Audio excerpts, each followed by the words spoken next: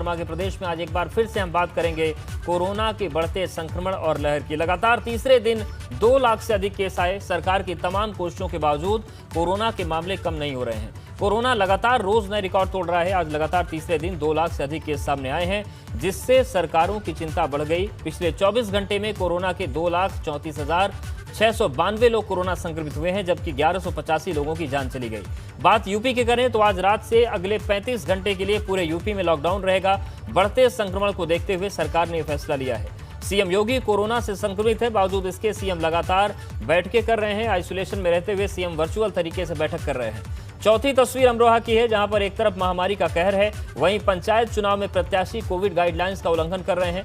अमरोहा में जिला पंचायत सदस्य का चुनाव लड़ रहे ललित तंवर बिना मास्क के प्रचार करते नजर आए। लखनऊ में कोरोना के बढ़ते खतरे को देखते हुए प्रशासन सजग है। बाजार में आज सैनिटाइजेशन अभियान चलाया जा रहा है।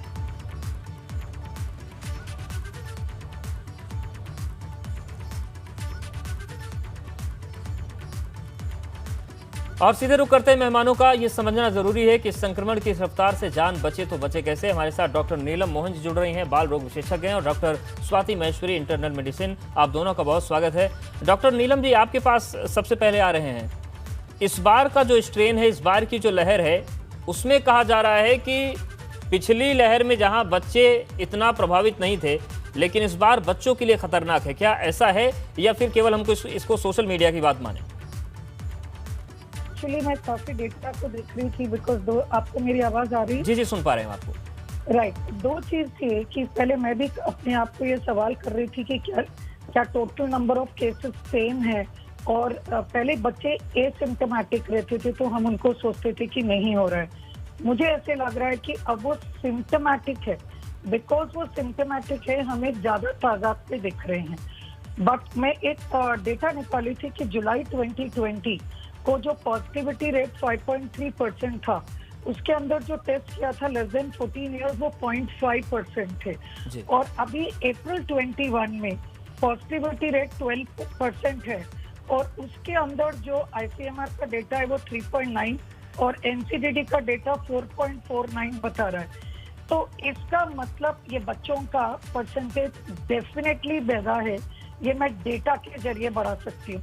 और अगर आप ये हाइपोथेसिस लगाएं कि पॉजिटिविटी रेट 5 से 12% हुआ, तो ये 2.5% बढ़ा है। तो उस हिसाब से मेरे जो बच्चे पॉजिटिव आए हैं वो 0.5% से 1.25% जाने चाहिए थे, लेकिन अभी 4% आए। तो डेफिनेटली बच्चों में दिख रहा है ज्यादा। That's I can show with evidence. जी बिल्कुल। डॉक्टर स्वाति महेश्वरी जी, अब स्थितियां ऐसी हैं कि जग जाहिर हैं कि अस्पताल में बेड नहीं है, रेमडेसिविर इंजेक्शन नहीं है, ऑक्सीजन नहीं है, और सूत्रों के हवाले से तो यहाँ तक खबर हमें मिल रही है कि 600 टन ऑक्सीजन की जरूरत उत्तर प्रदेश में है, लेकिन 400 से 425 टन ही आपूर्ति हो पा रही है। कितनी भयावह स्थितियां हैं। ऐसे में घर में क्या किया जाए, क्योंकि अब घर में ही कुछ कर सकते हैं, अस्पताल जाने की नौबत आई तब तो मामला भगवान भरोसे हो जाता है। बहुत सारी चीजें हैं जो हम घर में कर सकते हैं। खास तौर से सबसे पहले समझना ये जरूरी है कि अगर किसी के घर में कोरोना पॉजिटिव आता है तो उन्हें तेजी से अस्पताल की तरफ नहीं भागना है। आप डॉक्टर से संपर्क करिए। हम बहुत सारे केसेस को घर में होम क्वारंटीन में टेलीमेडिसिन के द्वारा घर में ही ठीक कर सकते हैं। आपको बताया जाएगा कि क्या डेंजर साइंस हैं, किन बातों का आपको ध्यान रखना है, कि कब आपको हॉस्पिटल की तरफ जाना है, वरना आप घर में आसानी से ठीक हो सकते हैं। और अभी के लिए जिन लोगों को हमें क्या एहतियात घर में रखना है, देखिए अब आज एक लेंसेट की स्टडी भी सामने आई है जिसमें खास तौर से ये बोला गया है कि शायद कोरोना एयरबॉर्न हो गया, यानी कि हवा में व्यापक तौर से फैल रहा हो। तो ऐसी स्थिति में हमारे घर का वेंटिलेशन अच्छा होना बहुत जरूरी है। हमें इस बात का ध्यान रखना होगा कि हम क्लोज स्पेसेस में नहीं जाएं। तो अभी तक जो आप सोच रहे थे कि कोई बात नहीं, हम मॉल चले जाते हैं, सिनेमा घर चले जाते हैं, या ऐसे आयोजनों में शादियों में आप जा रहे थे जहाँ एसी के एनवायरमेंट में आप सोच रहे थे कि ठीक है 20-30 लोग ही हैं और यहाँ संक्रमण नहीं होगा, तो ऐसा नहीं है। क्योंकि अब इस कोरोना वायरस के बारे में जानकारियां रोज रोज नई नई आती जा रही हैं, और उनसे ये साफ तौर से लग रहा है कि ये जो जगह है, ये जहां वेंटिलेशन अच्छा नहीं है, एसी एनवायरनमेंट है, ज्यादा लोग हैं, यहाँ से संक्रमण और ज्यादा तेजी से फैल रहा है। इसलिए अब इन जगहों को अपने लिए सुरक्षित ना समझें आज के लिए, और अब जरूर हमें बहुत ज्यादा जरूरत है कि हम तभी घर से बाहर निकले जब हमारे लिए जरूरत हो। साथ में मास्क के लिए हम लगातार बोलते आ रहे हैं, और सबसे जरूरी बात जो हम देख रहे हैं कि या तो मास्क जेब के अंदर रखा होता है, या फिर मास्क नाक के नीचे होता है, या गले में यहाँ पर झूल रहा होता है। और तीनों ही सूरतों में हमें कोई भी फायदा मास्क का नहीं मिलता। इसलिए मास्क को सही से पहनना और वक्त पर पहनना बहुत ज्यादा जरूरी है। और अगर आप मॉल जा रहे हैं या ऑफिस में हैं या फैक्ट्री में हैं, तो अक्सर हम वहां पहुंचकर जब हमारे ऐसे लोग दिखाई देते हैं जिनसे हम रोजमर्रा मिलते हैं, क्योंकि हम उनके साथ काम कर रहे हैं, तो हम मास्क उतार लेते हैं। हमें लगता है अब हम सुरक्षित हैं लोगों के बीच में, लेकिन ये बिल्कुल नहीं करना है। आपको मास्क का लगातार प्रयोग करना है जहां भी आप काम कर रहे हैं, जहां भी आप हैं। तो कृपया करके इस मास्क को जरूर इसका ध्यान रखिए कि आपको रखना है। और तीसरी चीज जो है कि जिसको भी शुरुआती लक्षण दिखाई दें, चाहे वो कोरोना है या नहीं है और इतनी जल्दी पता भी नहीं चलता है, तो आपको खुद को आइसोलेट करना है। अपने घर वालों से अपने आप को दूर करिए, अपने ऑफिस मत जाइए, अपनी फैक्ट्री मत जाइए, अपने काम पे मत जाइए, क्योंकि तब आप संक्रमण बिल्कुल, मतलब बेसिक चीजों का पालन करके चीजें बेहतर की जा सकती है। डॉक्टर नीलम मोहन जी, बच्चों का जो रेट है संक्रमण का वो बढ़ा है, लेकिन जो युवा हैं या फिर जो समझदार लोग हैं वो मास्क भी लगा सकते हैं, वो हाथ भी धोते रह सकते हैं, वो अपने परिस्थितियों के हिसाब से अपने आप को ढाल सकते हैं। लेकिन बच्चों को कोरोना से कैसे बचाया जाए, ये भी एक अपने आप में चुनौती है, अगर उनमें भी संक्रमण दर बढ़ रही है तो। बढ़िया सवाल किया, और मैं वेट कर रही थी कि इसका जवाब सब जनता को दूं। बच्चों को कहाँ से होता है? बच्चों को परिवार में से हो रहा है, माँ बाप के पास से हो रहा है। तो पहला नंबर 1 मैसेज ये है कि अगर आप अपने आप को बचाएंगे तो अपने बच्चे को भी आप बचाएंगे।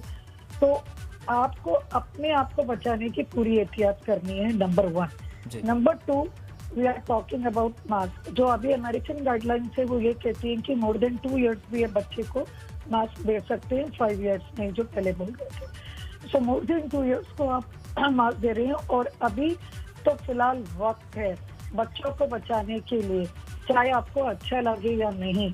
आपको घर पे अब उनको बिजी रखना है, एक्टिविटीज करना है। स्कूल सभी बंद है, मॉल सभी बंद है, बाहर का बंद है। गवर्नमेंट ऑब्वियसली इकोनॉमी को मद्देनजर भी रखते हुए they are doing the basic work come down, लेकिन बेसिक वर्क में बच्चे नहीं आ रहे हैं। अननेसेसरी बच्चों को बाहर जाके अपने आप को एक्सपोज, और हम जो सुपर स्प्रेडर वर्ड करते थे, सुपर स्प्रेडर का मतलब कोई भी एक इंसान या इवेंट जो नॉर्मल से ज्यादा किसी को समझाए। जैसे अभी मैंने कहा कि आपका कुंभ मेला वो जो सुपर स्प्रेडर इवेंट, क्योंकि वो इतने ज्यादा को स्प्रेड कर रहे हैं। उसी तरीके से बच्चे भी थोड़े ज्यादा इधर उधर लोगों को मिल लेते हैं और वो सुपर स्प्रेडर। तो जब अभी जैसे प्रीवियस स्पीकर भी कह रहे थे कि हम पहले सोच रहे थे कि आप गार्डन में जा रहे हैं तो अकेले हैं, सोशल डिस्टेंसिंग चल रही है तो ठीक है, दूसरे बच्चों को मिल रहे हैं। अभी जो लैंसेट की थ्योरी आई है और वो लैंसेट ने हमें हिला दिया अप्रैल 15 को, वो ये कह रहे हैं कि अगर ये सिर्फ ड्रॉपलेट इन्फेक्शन होता तो क्या इतनी रैपिड 1 लाख से 2 लाख आप विद इन अ वीक चले गए, 2 लाख से 3, तो क्या ये वही थ्योरी है जो हम 1:4:64 है, या ये प्रूफ दिखाए जा रहे हैं कि ये मोर एंड मोर एयरबॉर्न? तो उसमें उसके अंदर भी रिस्क हो गया बच्चों को। तो इसीलिए जो डबल मास्क की थ्योरी जो टाइम्स ऑफ इंडिया में और सीडीसी ने निकाला था, वो डबल मास्क, सीडीसी का ये कहना था कि surgical mask is 40% and cloth mask अगर उसके ऊपर लगाओ तो आप 80% है। हाँ, N95 है तो उसकी तो बात ही नहीं हो रही। तो double mask theory with surgical and cloth mask to protect yourself is also very important. और मास्क सही से पहने। अगर ये आपका एक फुट में से चलता चले जाए सारा दिन, सही मास्क पहने, नाक और मुंह को कवर करें, सही मास्क पहने, नाक को मुंह को कवर करें, तो बहुत यूजफुल होगा। बिल्कुल, ये एक बड़ी महत्वपूर्ण चीज़ है कि डबल मास्क वाली थ्योरी को पालन करना होगा। लेकिन डॉक्टर स्वाति महेश्वरी जी, जब एयरबॉर्न होने की बात आ जाती कि हवा में ये वायरस फैल सकता है, वहाँ से फैल रहा है, रिपोर्ट्स आ रही हैं, तो और क्या क्या एहतियात बरते जा सकते हैं? जैसा कि डॉक्टर नीलम जी ने बताया कि डबल मास्क थ्योरी तो अच्छी है, लेकिन उसके अलावा और क्या करें? जी हाँ, मैं डॉक्टर मोहन को नहीं सुन पा रही हूँ, तो इसलिए मैं समझ नहीं पा रही हूँ कि उन्होंने क्या कहा और हो जी, सकता है कि कुछ रेपिटिशन हो जाए इस वज़ह से। जी, लेकिन ज़रूरी बात यही है देखिए समझने की कि अगर एयरबॉर्न हो रहा है और जिस तरह से अभी एविडेंस भी सामने आ रहा है कि जी, ये एयरबॉर्न हो सकता है, तो ऐसी स्थिति में ख़ास तौर से जो एयर कंडीशन प्लेसेस हैं हमारी, वहाँ पर जो एयर फिल्ट्रेशन है, उसकी तरफ से ख़ास तौर से हमें ध्यान देने की बहुत ज़रूरत होगी और अगर हम भारत की ही बात करें तो हमारी मेट्रो सिटीज़ में ख़ास तौर से बहुत सारे ऐसे मॉल्स हैं, सिनेमा घर्स हैं, हॉस्पिटल्स हैं, होटल्स हैं, ये सभी जगह ऐसी हैं जहाँ से फिर ये संक्रमण तेज़ी से फैल सकता है, तो सरकार को इस तरफ बहुत ज़्यादा ध्यान देना होगा। वहीं लोग अपने घर में वेंटिलेशन का ख़ास तौर से ध्यान रख सकते हैं कि कुछ देर के लिए अपनी खिड़कियाँ खोलें, दरवाजे खोलें, जो घर की हवा है उसको बदलें, जैसे कि पहले भी कहा जाता था। तो ये चीज़ें करनी बहुत ज़्यादा ज़रूरी होंगी और साथ ही में देखिए जो पुराने अभी भी हम जिनके बारे में बात करते रहे, अगर एयरबॉर्न भी होता है तो उस स्थिति में भी मास्क ही हमारी सबसे ज़्यादा रक्षा करने वाला है। तो ये मत सोचिए कि वो थ्योरी पूरी गलत हो रही है या ऐसा कुछ नहीं बोला जा रहा है। यही बोला जा रहा है कि मास्क लगाइए, बल्कि वो ये बोल रहे हैं कि जब आप ऐसी जगह पर हैं जहाँ आप भले ही उन लोगों को जानते हैं तो भी मास्क लगा कर के रखिए, क्योंकि वहाँ से संक्रमण अंदर ही जो रूम एनवायरनमेंट है या जो हॉल है वहाँ से भी आसानी से फैल सकता है।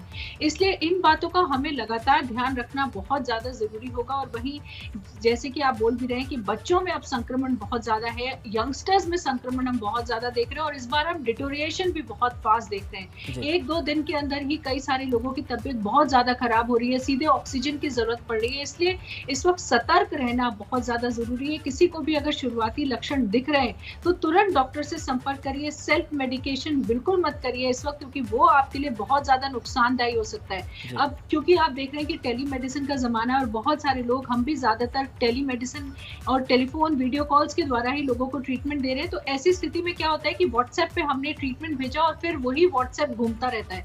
लोग एक से दूसरे को वही व्हाट्सएप भेज देते हैं कि डॉक्टर से मत पूछो, हम दवा बता रहे हैं, हमें पता है बिल्कुल, कोरोना बिल्कुल, के लिए जी, क्या करना है, और वो मैसेज व्हाट्सएप जो है फॉरवर्ड करने लगते हैं। ये बहुत ही गलत प्रक्रिया है और गलत है और लोगों के लिए खतरनाक हो सकता है, क्योंकि हर मरीज अलग होता है, हर किसी की परेशानी अलग होती है, उसके ब्लड पैरामीटर्स अलग होते हैं। जी, तो ये जो सेल्फ मेडिकेशन शुरू हो गया है, ये बहुत ही खतरनाक है। बिल्कुल। इससे ज़रूर लोगों को बचना चाहिए।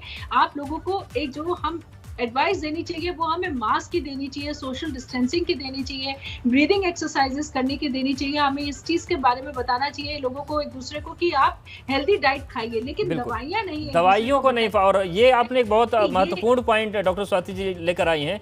हमारे भी मोबाइल पर जो तमाम ग्रुप्स हैं उस पर बहुत सारे ऐसे आते हैं कि अगर आपको कोरोना है, कोरोना पॉजिटिव है तो आप ये लिस्ट लीजिए, ये खा लीजिए, आप सही हो जाएंगे। डॉक्टर नीलम मोहन जी, ये बड़ी खतरनाक स्थिति है। अगर जो व्हाट्सएप पर दवाइयों की पूरी चिट्ठी घूमती है वो अगर कोई इस पर भरोसा कर ले तो ज़्यादा खतरनाक हो सकता है क्या उसके लिए? जी, इसके लिए 2 चीज़ों का बताना ज़रूरी है। हमारा जो इंफ्रास्ट्रक्चर अभी हेल्थ का है, वो काफ़ी क्रम्पल्ड हो गया है। मैं मेरे फ्रेंड्स सबको देख रही हूँ कि उनको भी डॉक्टर्स की अपॉइंटमेंट मिलना, हम बैठने को दोनों यहाँ बैठ के बात कर रही हैं और कह रही हैं कि डॉक्टर से संपर्क करें नो। बट किस तरीके से, मैं खुद आज सोच रही थी कि किस तरीके से हम सब डॉक्टर्स को इस तरीके से आना चाहिए। परफॉर्मेंस हमारा खराब हो रहा है क्योंकि हम टाइम वेस्ट सिर्फ एडमिनिस्ट्रेटिव चीज़ें बातें करने में उसमें लगा रहे हैं। So therefore because of lack of this people को डॉक्टर से संपर्क नहीं कर पा रहे हैं, ये सब हो रही है। तो मेरी 2 मैसेज है जनता के लिए। एक, जो 80% है वो ज्यादातर माइल्ड सिम्टम्स है, उसमें आपको कुछ नहीं करना है, अपने आप को आइसोलेट करना है, सिम्टोमेटिक ट्रीटमेंट लेना है, बुखार है तो बुखार, और इम्यूनिटी के लिए हमने जैसे बोला विटामिन देते हैं, मल्टीविटामिन डी, सी, जिंक, ये सभी देते हैं। अभी हमारे पास कोई प्रूफ नहीं है ये जो 3 दवाइयाँ क्लोरोक्विन, आइवरमेक्टिन, आईवी, डॉक्सीसाइक्लिन, ये सब का कोई प्रूफ नहीं है जो आप ले रहे हैं। सेकेंड, अगर आपको कोई भी रिस्क फैक्टर है जिसमें कि आपकी ओबेसिटी, मोटापा, या प्रीवियस हार्ट की कोई प्रॉब्लम हो, या प्रीवियस कोई हेल्थ डिजीज हो जिसके कारण आपकी हम जो बोलते हैं deep vein thrombosis and high risk factor, heart disease, kidney disease, diabetes, इन सबको मैं कहूँगी कि इनको ज़्यादा ज़रूरी है कि वो हेल्थ फैसिलिटीज में अप्रोच करें, टेली कंसल्ट करें। उनमें देखा जाता है based on the blood test, किसी को हम इकोस्पोरिन देते हैं, एंटीकोएगुलेशन देते हैं, क्लेक्सन देते हैं, तो वो एक दूसरे को स्प्रेड करना मे नॉट बी अप्रोप्रिएट कि आप एक दूसरे का प्रेस्क्रिप्शन लिए। लेकिन साथ ही साथ अगर गवर्नमेंट की फैसिलिटीज को देखना है कि हम कोई इस तरीके से करें कि जो ये हाई कैटेगरी है वो ऐसे ना हो कि डॉक्टर्स के पास ना पहुंच पाए, इस पर ध्यान देने की जरूरत है। लेकिन मैं आपको यही बोल रही हूँ कि सिविल रिस्पॉन्सिबिलिटी, ये जो 80% है भाग के अस्पताल जो जा रहे हैं, बिल्कुल उनके लिए जो असली में 20% है सीवियर और क्रिटिकल, वो बेचारों को मौका नहीं मिल रहा मौका नहीं मिले। मतलब तो ये वो सीधा सा संदेश है कि जिनको माइल्ड सिम्टम्स हैं, जिनको पहले से कोई कॉम्प्लिकेशन नहीं है, वो अस्पतालों की तरफ अगर ज़्यादा भागेंगे तो फिर जिनको ज़रूरत है असल में, उनके सामने बड़ी दिक्कत खड़ी हो जाएगी। जो प्रिस्क्रिप्शन को सर्कुलेट करते हैं वो आदत ठीक नहीं है, लेकिन बहुत सारे ऐसे लोग हैं जो एहतियात के तौर पर कोई काढ़ा पी रहा है, कोई अलग अलग आयुर्वेदिक दवाइयों को खा रहा है, बहुत सारी चीज़ें हो रही हैं। तो क्या उन आयुर्वेदिक दवाइयों को लेना सेफ है, काढ़े को लेना सेफ है, ये लेते रहें, इतना तो किया जा सकता है? या इसमें भी थोड़ा डॉक्टर से समझने की और सलाह लेने की ज़रूरत है?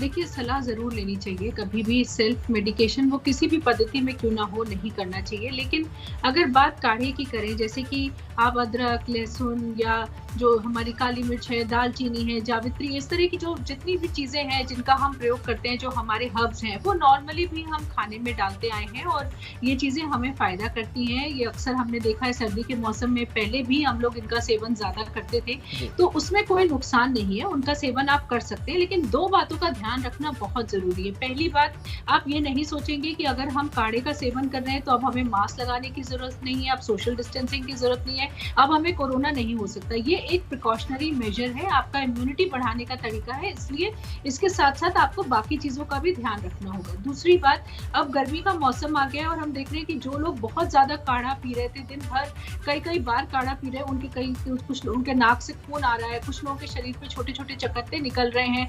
तो अब गर्मी के मौसम में अगर आप इतना ज्यादा इन गर्म चीजों का सेवन करेंगे तो वो हमें उल्टा नुकसान भी देता है। इसलिए सब चीजें अगर हम एक बैलेंस्ड वे में करें, अगर आप दिन में एक बार काढ़ा बना के पी रहे हैं तो वो ठीक है, लेकिन ओवरडू जब हम करने लगते हैं, और अक्सर मैंने यही देखा है कि लोग बहुत ज्यादा, जैसे ही पता चलता है अच्छा गिलोय से फायदा हो रहा है तो दिन में 6-6 बार गिलोय खाने लग जाएंगे, 7-7 बार, तो ये चीज नहीं करनी। बिल्कुल अति नहीं करनी है और थोड़ा सतर्क रह के बैलेंस होकर रहना है। शुक्रिया डॉक्टर स्वाति जी आपको हमारे साथ जुड़ने के लिए। डॉक्टर नीलम मोहन जी, आपका भी बहुत शुक्रिया बड़ी महत्वपूर्ण सलाह देने के लिए। तो ये पूरी स्थिति है, तो हालात बहुत बिगड़ गए हैं, ऐसे में आपकी सतर्कता ही आपको बचाएगी और कैसे सतर्क रहना है वो दोनों डॉक्टर्स ने आपको बताया।